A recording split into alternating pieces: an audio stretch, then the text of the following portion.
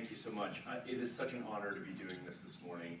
What an extraordinary moment for New York City, and what is really, I think, the masterstroke in terms of the culmination of the Bloomberg legacy and everything that will follow from here in terms of bringing these two great institutions here, as well as diversifying our economy in ways that are very important for every New Yorker. So first I'm going to try to quickly introduce this unbelievably talented panel before us. And they're all friends, so I'm going to introduce them as quickly as I can. So starting all the way down is Andrew Winters, who's the Director of Capital Projects and Planning for Cornell University for the Island for Cornell Tech. Next is Marian Weiss with her partner Michael Manfredi of Weiss Manfredi, the architects of the co-location building and just extraordinary designers in every way. My dear friend Tom Main, who's the founding principal of Morphosis, as well as the designer of the first academic building on the campus. Colin Coop, the associate director from Skidmore, Langston, Maryland, responsible for the master plan for the campus. Kent Kleiman, the Galen Ira Drucker Dean of the College of Architecture, Art, and Planning at Cornell University. Gary Handel, founding principal of Handel Architects and the designer of the residential building. And James Corner, from James Corner Field Operations, landscape architect and urban designer, responsible for the landscape on the campus. So we have about 40 minutes to hear from our panelists, and then I think about 15 minutes of Q&A. From the audience. So we're going to dive in, and the general theme of the panel is connectivity, and connectivity really at every scale. And what we're going to try to do is move out in concentric circles from the way in which the buildings generate connectivity, and they're very, very unique programs, out to the urban scale, and if we have time, maybe even the global scale in terms of what this campus could and should mean to all of us. So I'm going to start actually with Marian and Michael to discuss the co-location building in terms of, if you could please explain, I mean, you two are co-located, maybe you can explain to us in many ways. So maybe you can begin by explaining to us what a co-location building is and how it's unique. Well, that's a good question, and maybe I'll take the first stab at it. Certainly add, but I think for us, as we're kind of discovering this, it is a new venture. On the simplest level, it's very much about bringing industry and the academy together in a kind of very flexible platform, a very flexible setting. Architecturally, though, I think the challenge is very, very interesting, because in a way we want to introduce the kinds of frictions that make the relationships between different disciplines fruitful. So we want to kind of try to make some architectural sparks fly. And I think everybody in this room at this point, realizes that innovations are not solitary pursuits. Increasingly, they're collaborative pursuits. The really interesting innovations happen at the interstices between disciplines. So what we're trying to do, what Mary and I are trying to do with this project, with Forest City and Cornell's help, is to kind of create kind of architectural settings that can somehow accelerate the kind of interchanges between people, between disciplines, and often in very spontaneous ways. So we sort of want to make a kind of architecture that is actually inefficient, that allows people to sort of slow down, talk to one another, see what their colleagues are doing. And I think that's what we hope to try to achieve with the idea of co-location. I think, to add on to what Michael said, what's intriguing for us about the co-location building is in many ways it carries the whole DNA of the ambitions of this campus at Cornell, which is to catalyze relationships that are unexpected between the entrepreneurial ambitions of tech companies and the huge innovations that research and academic research can do. And to concentrate those in one crystalline sort of petri dish that actually has river-to-river views and extends literally with its eyesight towards Manhattan and Queens, is saying that in one nucleus there is a capacity to catalyze all kinds of dialogues that have never existed before. So so it's interesting. So of course, Forest City, great developers developing this building for you, and Michael, you used that word, inefficiency. My goodness, right? And Mary Innocent, right there. So what? drill down on that. What is that? Does that mean that as designers, it's not really possible to design every possible space in which these kinds of interactions happen, and so that there needs to be a certain amount of kind of free space where you don't know exactly what the program is? Is that what you're kind of saying? And that sits somehow between the different programs that you have in the building? Yeah, that's partially true. I mean, in the sense of, we work in a loft building. We've already, in the course of 2 years, we've changed its configuration probably about 2 or 3 times. But I think there are also areas that are not programmed, like circulation areas, zones where people need to bump into each other. And I think that's where we want to kind of make the building less efficient, so that a group can't just fly off and go from A to B. They have to somehow cross paths. They have to sort of find their way and bump into each other. And the areas of a building, and hopefully our building, that become much more porous are the places where that kind of interchange can occur. I think, Vishen, just to add to that, the challenge when a building becomes vertical and not lateral is how do you actually create those same sorts of intersections that are so easy on the lateral stretches of path systems. So being able to make that sectionally attractive with broad stair amphitheaters and intermediate landings where people hang out and talk and see each other from all the perimeter edges is part of the process of concentrating this dialogue.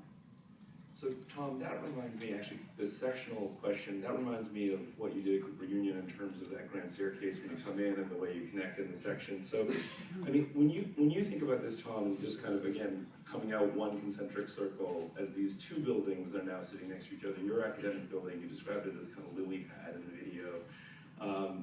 And I think you said something about sort of the radical nature of how transparent it is. How do these 2 buildings relate? What's specific in your building in terms of this? And finally, just adding on to that, what is the digital workplace / pedagogical environment that you guys are creating together here? Well, it's fascinating. It actually continues on this discussion of developers that get net to gross and you sit track corridors. And in the last decade, we realized within the academic community, the corridor is no longer a corridor, it's an interaction space. And because of that, you can change the idea. Well, Dan, you did the same thing up at your campus up north. And it moves a bit, and there's a sofa and a couch over here, and there's a tea room, and there's an opening to a conference room, Bloomberg-esque glazing, it's open, etc. And it occurred to us that it's not only not net to gross, it might be the most important space in terms of the openness, the transparency that's so essential to the intellectual creative capital that this place is producing, right? And it had everything to do with the interior kind of direction, or a scheme both in vertical, in terms of how people, and then of course we have this galleria that's 350 feet, and that connects the more general open lab spaces with the slightly more specific, although that's another question, going to your digital. There's been a complete shift of the specificity, or there's been a transformation of the specificity of spaces to particular functions that's changed with the digital environment, where more and more they can be very open, flexible, non-specialized spaces because you have this thing with you and it's transportable. And it came with the Cooper unit, it came to we needed more space, and I reminded the president that in the 4 Starbucks, they were all students working with their laptops, and that's how we work today. And this is an incredible environment with co-location, with housing, with the future hotel. That it's going to be somewhere they're interchangeable. The learning environment, right? That it comes in your backpack, and it comes with human capital, the connection. And I think both in the internal level, the development of the building, and then definitely in the connection between the buildings and their visibility. The staircase, I don't know if there's a piece that comes out of the courtyard. It's not a staircase, it's a room. At the end of it is a room and a table, and it's where people meet. Well, you're in the middle of the open space, and you're connected to the co-location, you're connected to the housing. It's totally intentional. It's the most, in some ways, the most visible, kind of vibrant meeting space. So if you're meeting and also want to be kind of seen or understood that you're meeting, that's where you go, and it won't be a private space. It'll be the one that's purposely open. Which brings up another kind of aspect. I think you'll find there's a hierarchy of these open spaces throughout the building that have to do with from private to public, which it should be. But all of it has to do with human communication. I mean, that's the absolute connected loop of the campus, which includes the planet completely. So it's interesting, I mean, when the telephone was invented, people thought that would be the end of cities, and then I remember reading an article about how the fax machine was going to be the end. Anyone remember what a fax machine is? Right? But you know, the sort of Starbucks analogy, I mean, if you were going to be a naysayer, couldn't you say, well, why do you need these buildings at all? I mean, if people can just work out in this sort of technological world, why do you need all of this connective tissue? Well, it is snowing out. It's kind of warm in the summer. But no, they're more You haven't been to Ithaca lately. This is temperate. In the client meetings that they're open kind of warehouse studio spaces, and for architects it's not unusual because that's how we've worked since I was a kid. My studio is just a big empty space, and it keeps changing based on the needs of that. And it seems to be more and more the academic world. It needs that type of openness, flexibility, and then with that, you don't know really where you're going to be, right there. If you're asked what's going to happen in 10 years, the answer is we'll find out when we get there, all right?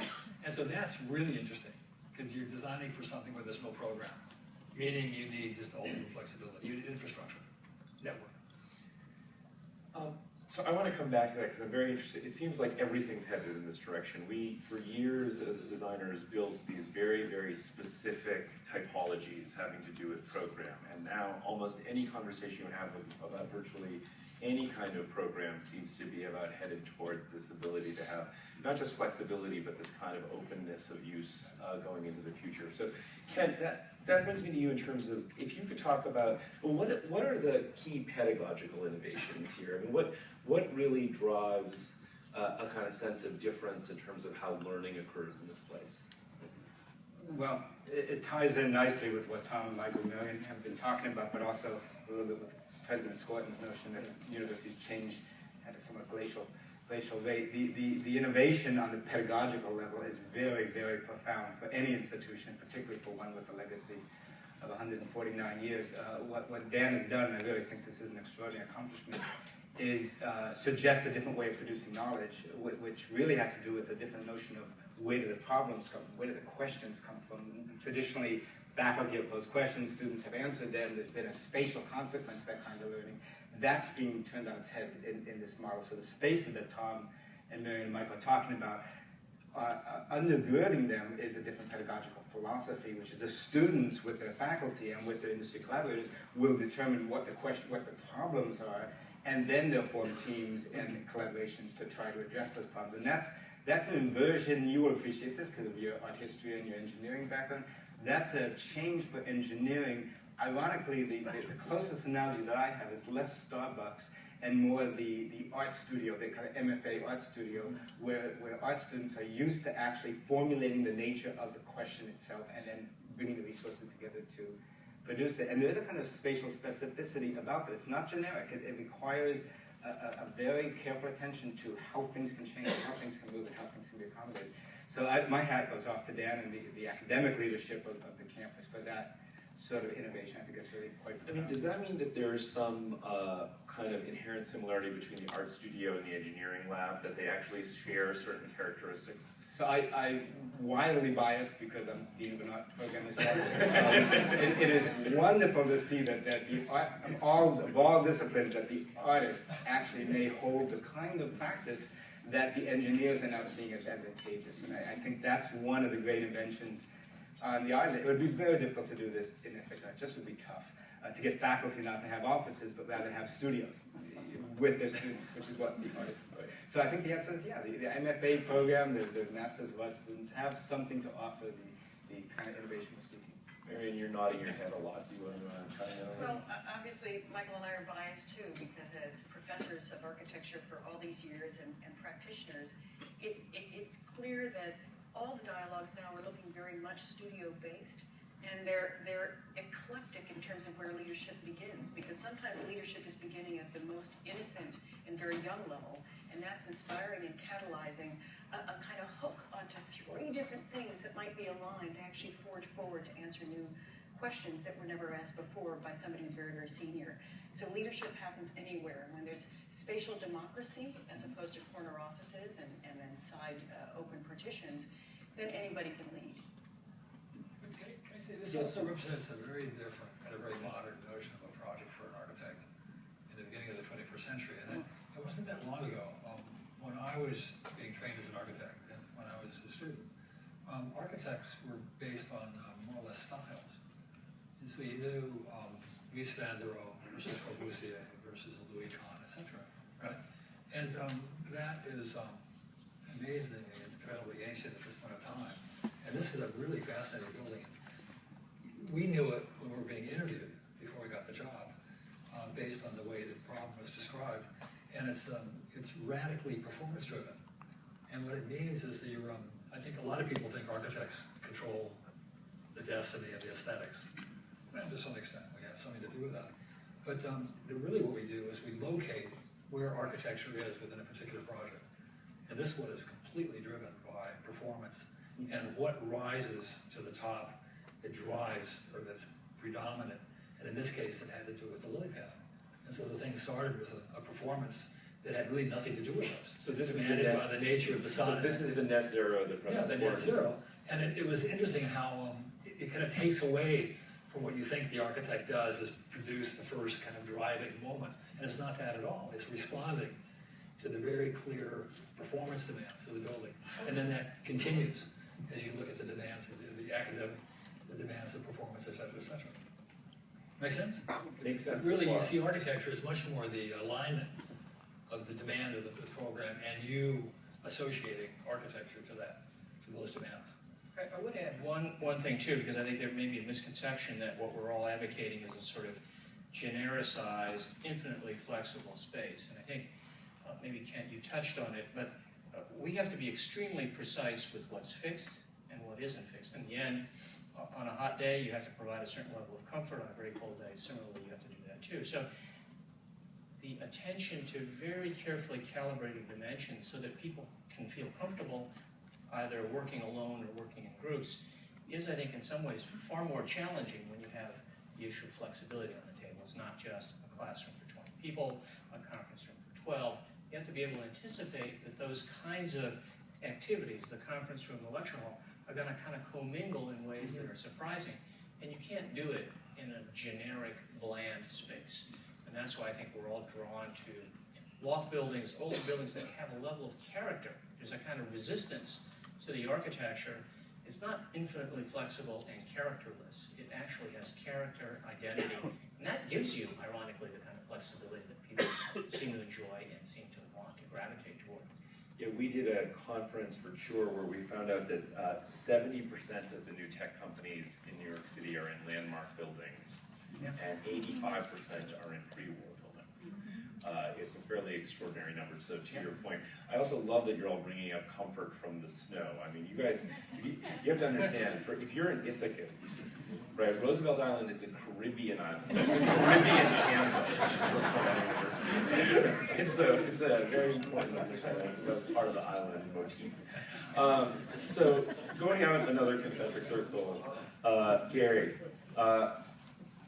residences. The people living on this island, who I assume will be students, faculty, visiting fellows, so forth. You built residential buildings all over the world. What is specific about a residential building on this particular site? What's really interesting about the tech res, and I think one of the great things about the campus is all of our buildings have such cool nicknames. We have the tech res, the fab, and the colon so far. So we're doing pretty well with the nicknames. Is that this is really part of a community and designed to support the community that it's being built for, and it starts with the realization that learning doesn't stop at the end of the classroom day. And you talked about interaction, we've talked about density, and so and about the difference between what technology can offer and what face-to-face and person-to-person interactions can actually foster. And so the tech res will be the center of residential life and home to about 540 master's students, doctoral, postdocs, fellows, and faculty.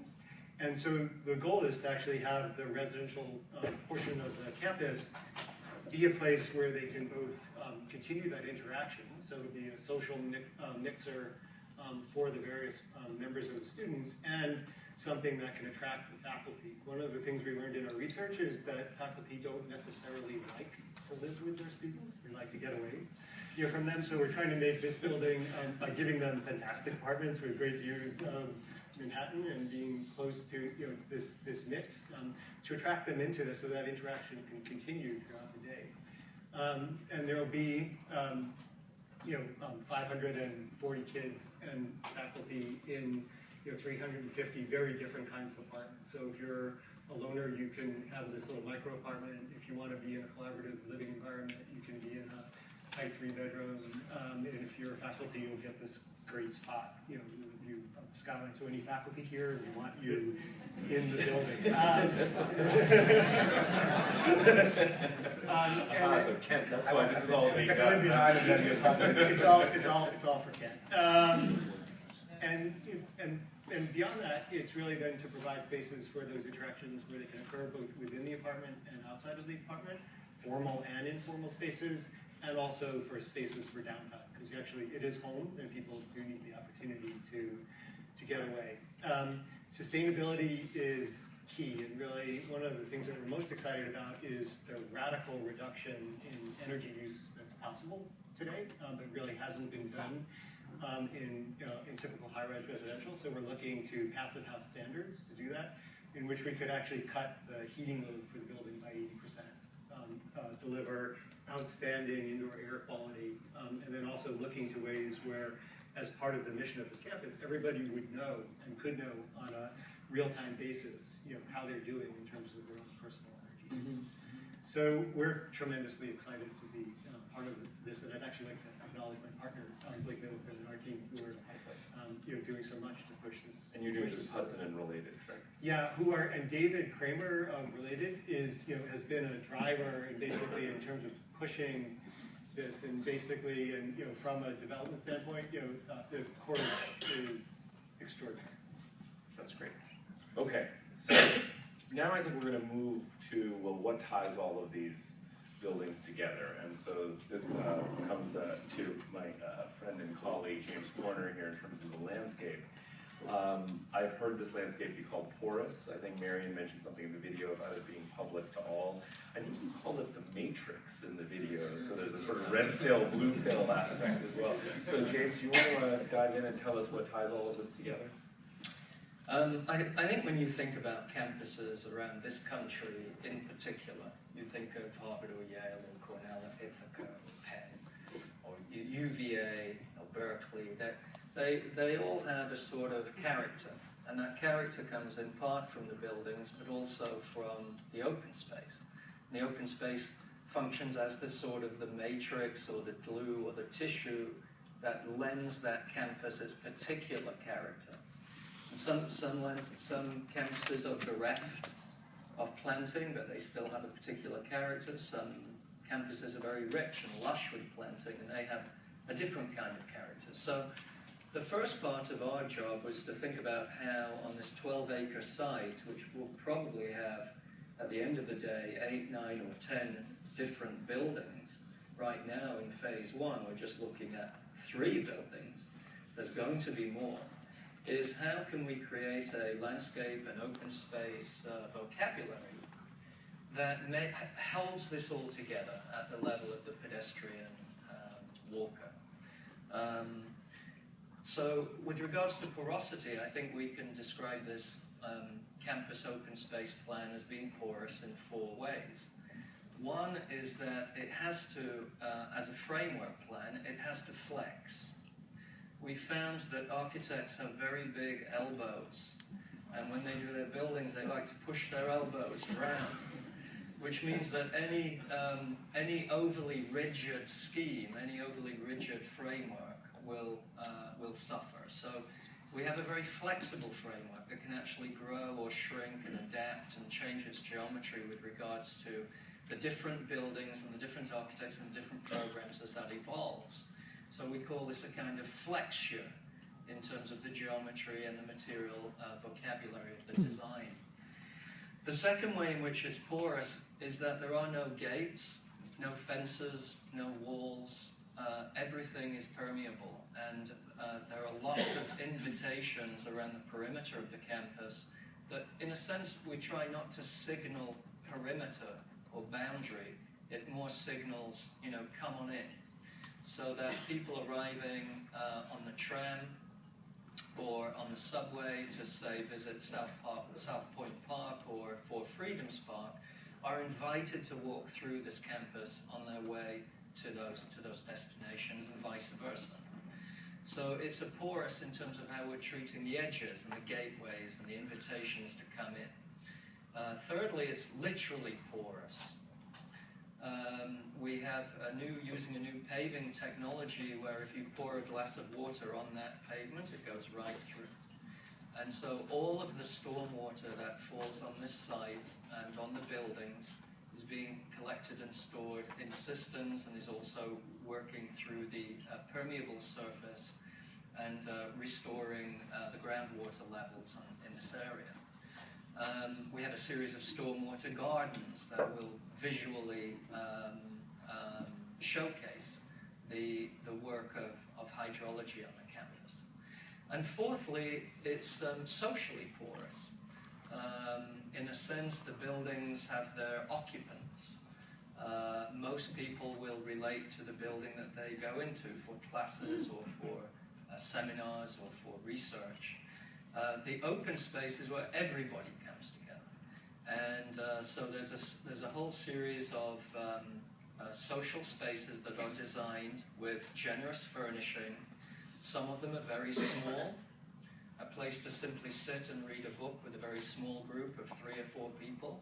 Some spaces are mid-scale, where you could maybe have a small outdoor classroom or a small seminar. And some of the spaces are quite large, which gives the campus the flexibility to have festivals or markets or cultural events that begin to activate the campus more broadly.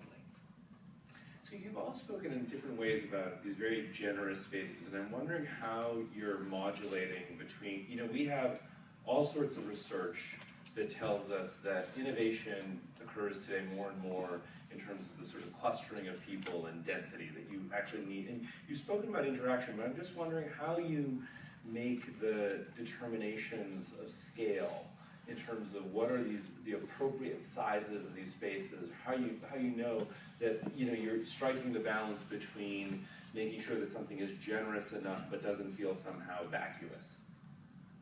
So the issue of dimension and scale is pretty key. On the High Line there were so many arguments about whether a path should be 7 feet, 8 feet, or 9 feet in width, it's a maximum dimension.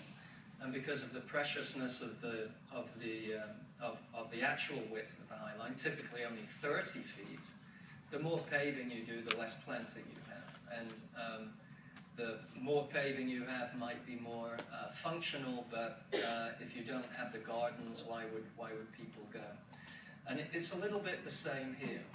There are issues with dimensioning hard surfaces and pathways such that they feel sufficiently generous, sufficiently comfortable, with seating on flanking the sides to encourage seating, but not overly scaled to the point where it's windswept and barren and overly bright, too much glare coming off the surfaces. So it is a careful balancing act between judgment when you're too big or too small. But the other point I'd like to make, and I think this pertains to how the architects consider spaces inside the buildings too, is that you do want to have a spectrum of scales of space, from very, very small spaces that are quite intimate and allow for that kind of activity, to mid-scale, to really large-scale and open platform types of setting. And it's really, it's not all one big open platform. Within the open platform are nested a series of mid and small scale spaces to ensure the kind of networking opportunities that we all hope will happen. I'll take a run at that. I actually think that interaction between people happens at an incredibly intimate scale. I think if you look at a table like this, it's too wide to foster interaction, and probably an eye-to-eye contact doesn't really work that well at a distance that's bigger than 36 inches, right? And so the part of this really is about bringing people together and sparking innovation, conversations, and serendipitous things that might not have happened in a more structured environment, in a peer-to-peer or student to faculty, very, very close-knit interaction. I think the small-scale spaces, the little nooks and crannies are totally important to really driving something that isn't just about transferring knowledge, but innovating and creating new knowledge. There's a principle in physics called Boyle's Law, which basically talks about density, and it talks about that as you increase the density of a gas by compressing it, more and more interactions occur, and the temperature rises. And I think that's an incredibly strong model for how that interaction and innovation can occur when you actually bring people into rather tight spaces. So I think that's a really good segue actually into the next scale, the city scale, because presumably for that interaction and innovation to occur, it's not just happening within and among people who are using the campus, but with all of New York. And I think it's the Greek city planner Doxiadis, he had this theory about the blue people and the red people, that the red people were sort of people who were born content with the status quo, but every once in a while this sort of crazy blue person was born, and they were sort of the iconoclast. And they always felt sort of lonely until they moved to a denser environment, a city where they found another blue person, and then they started colliding together and innovating and pushing society forward until everyone could sort of be a blue person at some level. So here we are with blue and red again, James. So that leads me to Colin in terms of the master plan, and Andrew, I mean, you worked for years at City Hall, so you understand this from many dimensions. It will be a cold winter's night every once in a while on this island. What's going to attract people who don't necessarily have a specific purpose in being there in terms of working there or studying there? What's going to bring New Yorkers to this place in terms of the plan and everything else that's happening on the island? Well, Vishal, now that it's been declared a Caribbean island, that's right, you're going to sell 4 packages. Be able to get through that. No, it's a great question. The way to bring people to Roosevelt Island and to the campus in the circumstances that you're talking about is really through programming. And I think the key to thinking about programming is thinking beyond the traditional tech type of audience that we're looking to attract. So clearly, they will be coming to the island, whether it's for studying, whether it's for interacting with business leaders or academic leaders who are on the campus. We're going to have a very active set of programs to attract those people. But the question really is, how do we reach beyond the tech community and touch as many other people within New York City as we can to attract them to the island? So a couple of examples, a couple of things that we're kicking around. Food. Food is a huge attractor of people. We live in an age of curated food experiences, and we're right next to the most diverse county in the entire country relative to ethnicities, food types, and really for people to be a little adventurous, get outside beyond the typical places in Manhattan, into Queens, into Brooklyn. That's really the ethic that people have developed recently. So trying to work with our partners, with our development partners for our city and others to curate a food experience where there's a reason to come there to experience something you wouldn't experience in your own neighborhood. That's one. Art is another one. We've seen huge success in a place like Governor's Island, where they've attracted hundreds of thousands of people out to the island to experience public art projects, exhibitions. We're looking at a very innovative and experimental way to showcase this incredibly unique site through artists, through public events, through spectacles and things that will really be unique because there's nowhere else you can do it. And then a third example is the community itself. A lot of people don't realize this. There's more than 10,000 people who live on Roosevelt Island already. They're already there. So the best way to attract a crowd is to start with the people who live right there. So working with the community, bringing community education programs onto campus, opening the campus up to the community. So how do you attract people beyond the tech environment? It really is about identifying who those people are and trying to target each one of them in a different way. And I will say that the physical, the underpinning of all of this is really what Jim talked about. It's the physical development of the campus. One of the great legacies of the Johnson Master Plan for Roosevelt Island is this incredible esplanade, a 4-mile long esplanade that wraps on both sides of the island.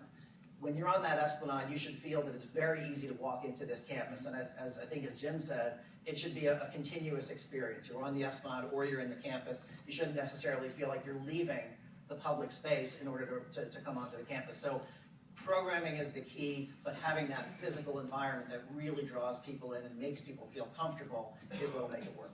I see at the end of the esplanade is, of course, the Roosevelt Island Lucan. Right, of course. My son announced to me a couple weeks ago that it was the most incredible space, the most meaningful space in New York. I don't know how many people have just kind of hung out there for a couple hours. It's an amazing place, right? And it's a gift. When we saw the site, he said, "Oh, thank you." That was an absolute gift to this project. And I think it's also, you talk about neighborhoods, but I think the F line is a form of a neighborhood, and having that stop on the island is Yes, the famous Silicon Subway. We're going to get to infrastructure in a second. Colin, did you want to say more about One the of the plans? things I wanted to add, just building on what everyone else is talking about, is a lot of us are talking about strategies, about porosity, about lack of threshold, about intersection. And I think one of the realities of this campus, when you look at the data, is that we have to build a lot of strategies because the data doesn't say that we're built with a lot of density to begin with. Universities in general, when you look at the actual population that are on the campuses relative to the amount of acreage, it's pretty low. I mean, this is a 13.5-acre campus, and even in the full build, you're talking about 5,500 people on a daily basis. And how do you actually consolidate people and force interactivity, which is where the tech walk came from. The tech walk as an idea was to acknowledge the fact that we can't actually activate on a high level of density the entire site. So what do? You bring them to the center of the site, you elevate them off, and then you put all of the front doors along that. You calibrate that very, very carefully so that someone who's in the co-location building who wants to go across to get to the cafe maybe doesn't have the exact desire line of a straight sidewalk from point A to point B, but you actually bring them and you curl them around and you bring them past the entrance of the Executive Education Center or somewhere else, and you force interactivity on them. I think the other piece of that was that move. One of the things we haven't talked about that much today, that we have a real challenge here in terms of resiliency on this site, and the fact that you bring all of the energy to the center, there's a natural ridge on this island, and that elevates all the front doors about 6 or 7 or 8 feet above where they would be if you put them on the street. If you put the front doors on the street, they would be in the floodplain. So it's a huge sort of inversion of a normal experience, but it's actually an extension of the morphology of Roosevelt Island, because Roosevelt Island, the Johnson-Bergy Master Plan, was defined not only by the promenade, but also by The Main central Street. ridge, right? Yes, exactly. And if we can get rid of the world's crappiest racquetball club under the bridge, we could actually connect those through in the future. But I think we're planning for that experience in the future. this is all recorded. Yeah. I don't have a membership. Don't worry, I'm not just sure. inside this room. So you said the word connection, and I think we then need to get out to the next concentric circle, which is the meaning of this for New York City and the world, which many New Yorkers think is a synonymous term. But I think it's important to remember that the mayor initiated all of this, not just to bring these institutions here, but to help diversify our economy. And of course, there are partnerships with Cornell and Technion, with Columbia, with NYU. This is all to make our economy much stronger and much more resilient in a different kind of way. And so that begs, I think, a couple of questions. One is, to the extent that we can envision where spin-off industries might occur as a consequence of this very specific set of actions that you're all engaged in. And also, what does this mean in terms of, I mean, Kent, you mentioned the F-line, which is now colloquially called the Silicon Subway. But do we need other forms of infrastructure? Everything from more direct connections into the bridge to thinking about other bridges or ferries, or what does it mean in terms of the relationship between a network of infrastructural connections and this idea of these spin-offs? And I throw that out to everyone. Yeah, a couple of things.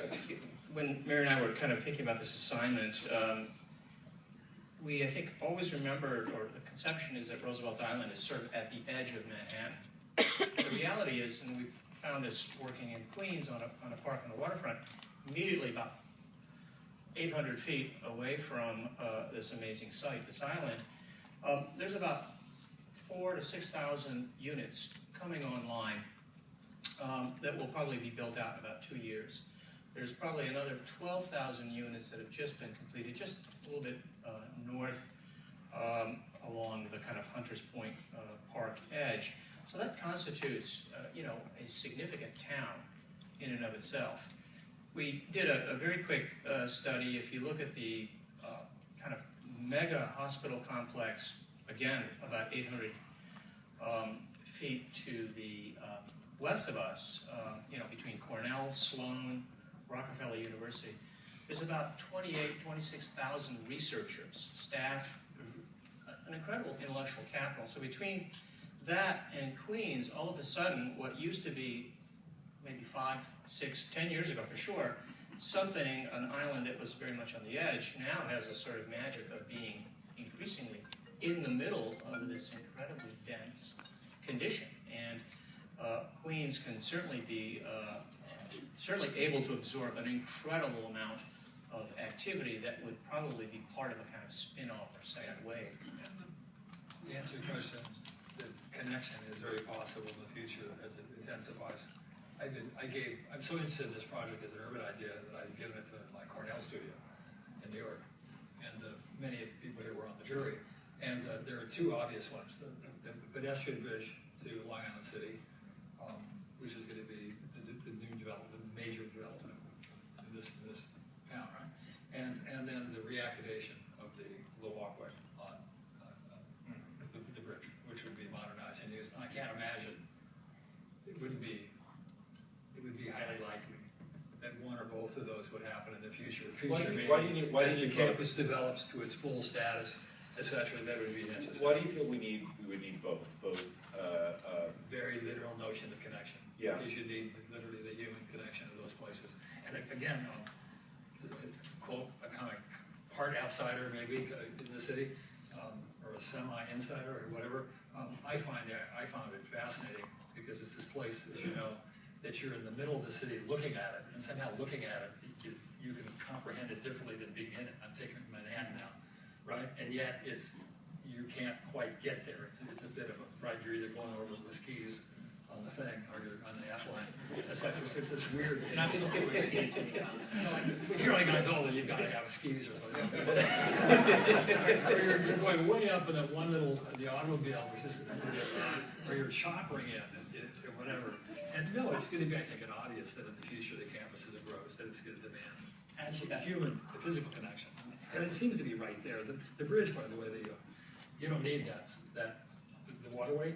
The boats go on the other side. Right, the navigable waterway. And it's actually, think of Paris, how many are there in the city?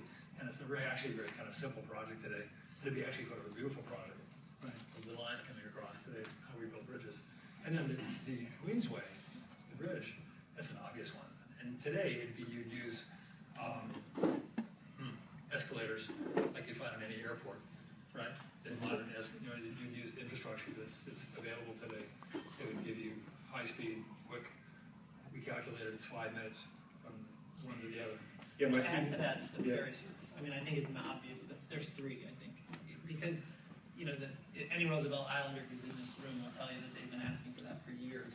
And you could be able to get directly from, Wall Street or directly from Dumbo, depending on how the systems work, to this campus extremely quickly into the larger island. Those are easily implementable near-term solutions.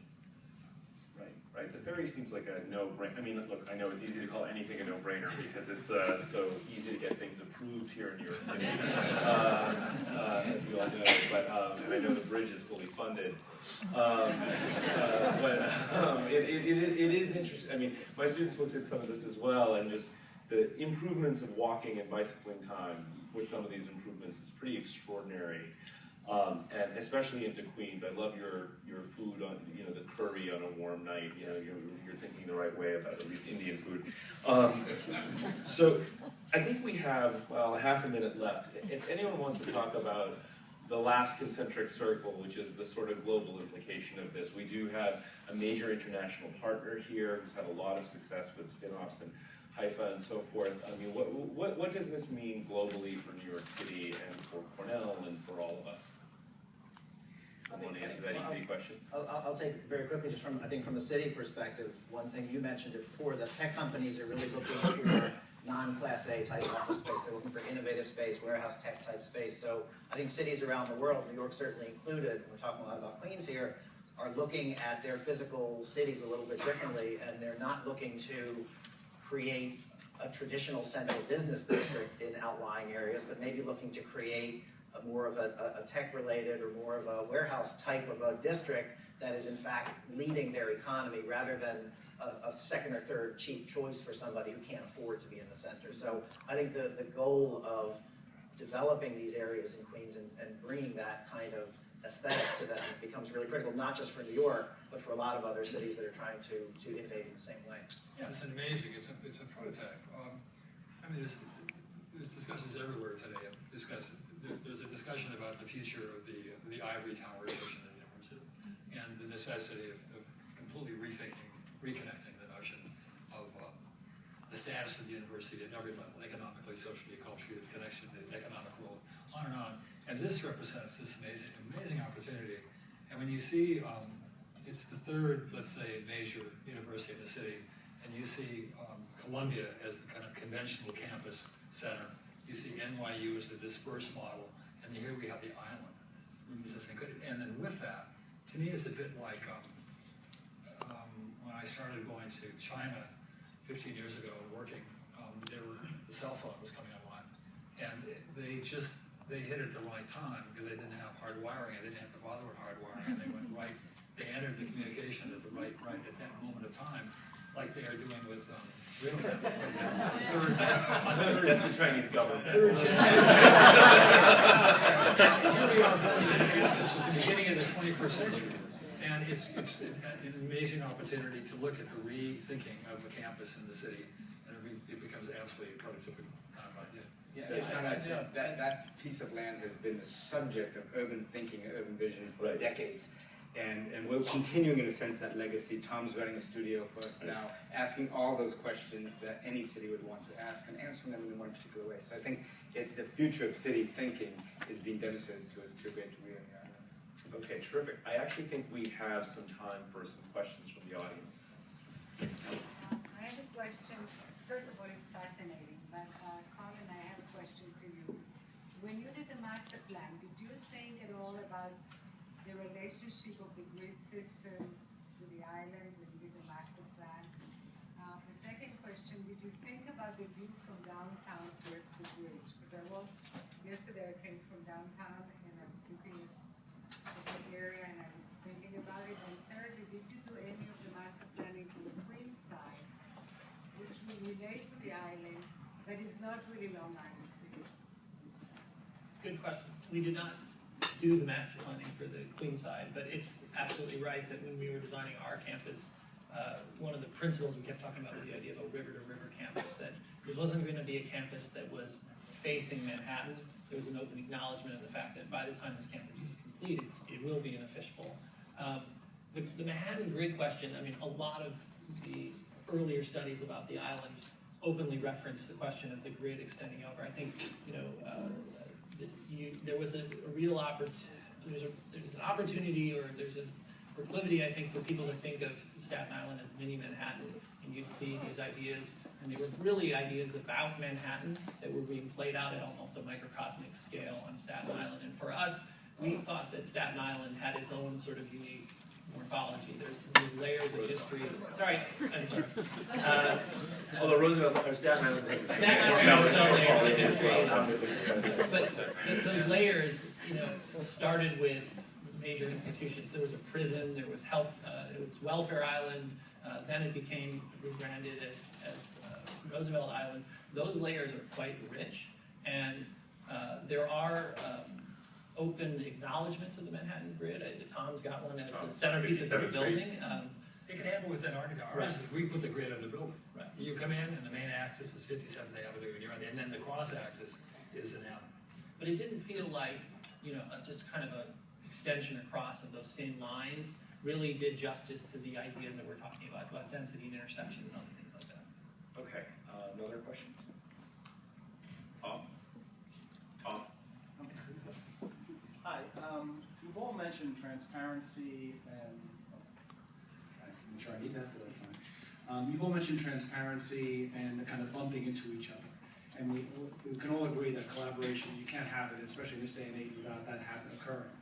But how are you dealing with when you get down to the individual, kind of the introvert-extrovert ideas where when you go away from that, some people get energy from those interactions and some expend it. They need those quiet places to go and work. How do you build that? How do you balance that in your different buildings, allow that to happen as they get away from those collaborative interactions? Can I say that in our work, because we spent huge amount of time with data, that there's the extreme of completely open, flexible space, and then there's this middle level, and that would include the connective tissue, the spaces that are the corridors, etc.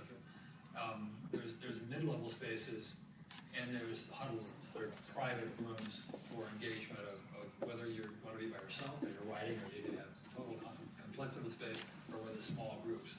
And so there's the complete range from absolute privacy to openness, which is, again, just essential in today's thinking with the environment. In our project, basically it has to function in exactly that way because besides being the classroom or workplace, it's home. And so in terms of the programming of the building, we really look to, for example, in each individual apartment, even if you're in a collaborative environment, you have your own bedroom, you have private spaces where you can actually be, and then the programming of the amenity spaces that support the life of the building. There are both places where you could be in an intensive collaborative place, but also places for downtime and getting away and trying to forget all about what this is so that you can decompress. One thing we've discovered is you can't create a space that is about collaboration. That collaboration happens independent of the architecture, it happens independent of the programs, and that's, I think, the beauty of it. It's spontaneous, it's not predictable. So the architecture has to have, again, we were sort of talking about the idea of frictions, it has to provide settings where things can happen, but they can't be so carefully described. So you can't sort of say, well, this is where you'll have your coffee, and the two of you will have a great intellectual conversation. That'll never happen. Instead, you kind of provide something that someone might say, wow, this looks like an interesting place. Let's peel off here and make this our own. That, I think, is what we, I think, collectively want to try to do. It's a sort of sense of spatial empowerment, I suppose. It's about the life cycle of an interaction. And I think you're right to point out that different people interact differently. Whether we're not trying to create a kind of 24-hour cocktail party where people are sort of walking around chattering at each other. I mean, the interaction is only valuable if it leads to something more, substantive in terms of creativity. And so you have to create a way in which someone can meet, have a discussion, and then that's carried back to the lab that they're working in, that's carried back to their apartment, and they talk to their, to their neighbor about it. Those things are what we mean about interactivity. It can't just be people bumping into each other and saying hi. So this will be one difference with Manhattan, that it won't be a 24-hour cocktail party. Suzanne? I'd like to carry the interaction on debate with the Roosevelt Island community. I understand you've been going through community planning board hearings, and I understand that some of the existing community members in Roosevelt Island think that the buildings look awfully mechanistic and awfully techy. And I was just curious how you are relating to them and how you are circumventing or overcoming any of their objections. And I only know what I know through hearsay and through weblog because it hasn't really been out there yet. Suzanne, it's actually a great question, and we were really thrilled to have an opportunity to present our co-location building to the community. And one of the things that was very interesting, among other things, was realizing what a great history they have. I mean, this is an amazing island and an amazing community there.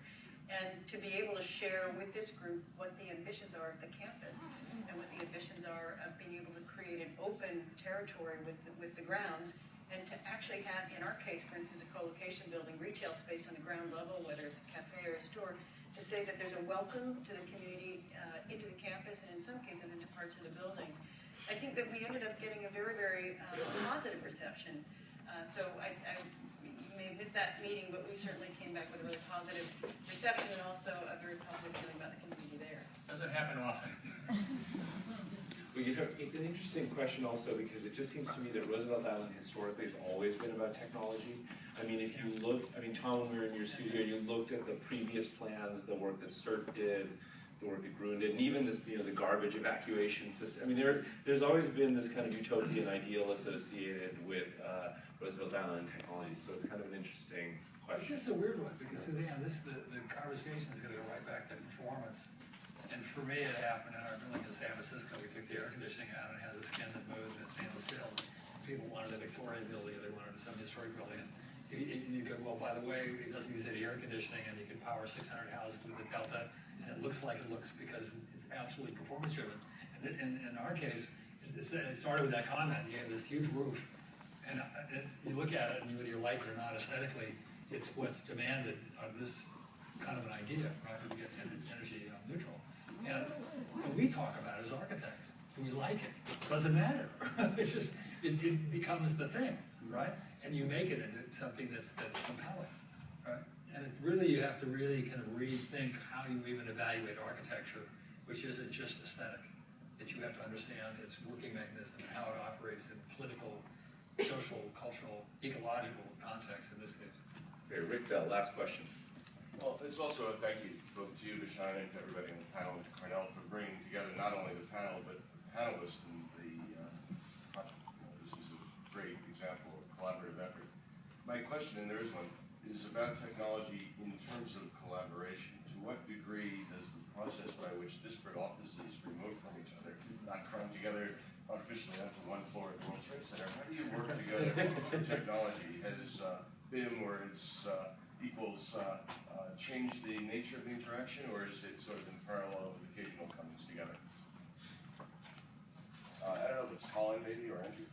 Well, I mean, it's not really a BIM question on this campus, just because I'm actually not sure how all the teams are documenting, but when you come to the site work, it's not, BIM is probably not ready for landscape documentation fully yet. But there was, I think it's more about the choreography and the calibration that Andrew put in place in terms of what are the ways in which we are going to encourage and enforce interaction and collaboration between the teams. So, you know, Are these multiple contractors working on the site?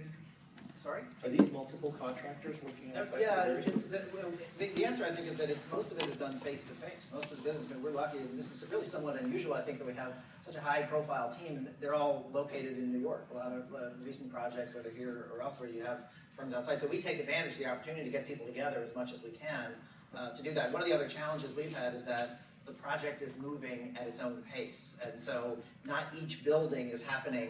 We don't go through schematics for all the buildings at the same time. We started with the landscape and the master plan first, then the first academic building, then the co-location building, now the residential building.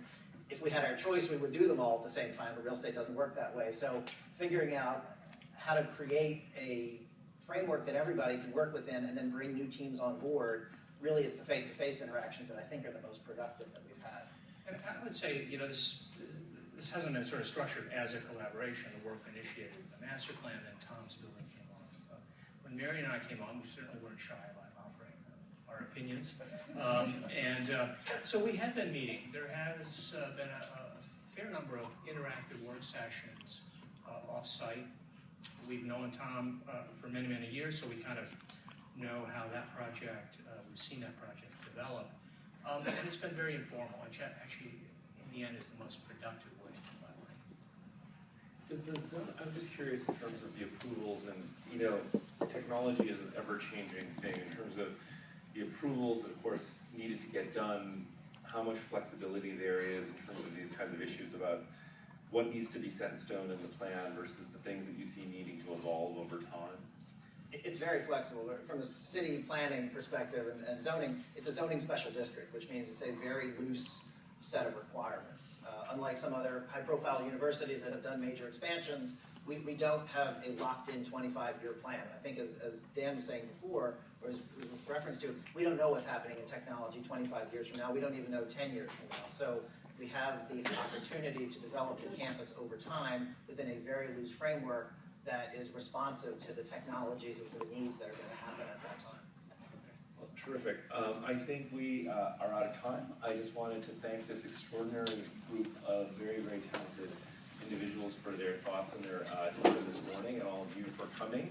I also just wanted to thank President Gordon, especially for his plug for my book, just in time for Christmas. And I would just close with, our late great Senator Daniel Patrick Moynihan said, if you want to find a great city, build a university and wait 200 years. So I'm very, very, let's see what's going to happen in 200 years from now. So thank you very much.